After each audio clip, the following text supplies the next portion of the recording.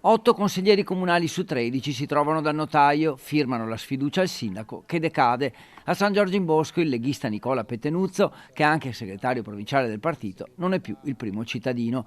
Ora arriverà il commissario e si andrà a nuove elezioni a giugno. Un clima di sfiducia e di tensione politica che andava avanti da mesi, tanto che il 27 dicembre non era stato approvato il bilancio del comune. Facevo parte della maggioranza, aveva vinto le elezioni con i miei voti, con le preferenze mie, e dopo mi aveva messo assessore non vice sindaco, che c'è una norma non scritta che chi prende più preferenze fa il vice sindaco, e dopo 2 o 3 mesi mi ha buttato fuori, letteralmente buttato fuori, dicendomi che lui ha un altro stile. Sì, ma aggiungo io, hai vinto con lo stile di Bobo Miatello, non con il tuo stile. Già da quasi 2 anni e ormai c'è stata una crisi totale al loro interno e siamo arrivati a dicembre a non approvare il bilancio comunale per la prima volta nella storia.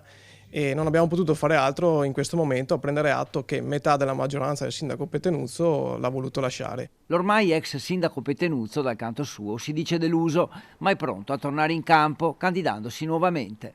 Fonda la mia delusione, la mia amarezza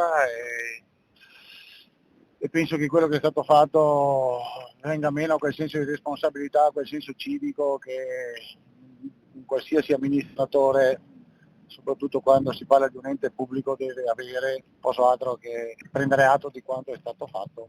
Ma Pettenuzzo non sarà ovviamente l'unico candidato, ci sarà almeno una lista civica di centrodestra e anche l'ex sindaco Miatello.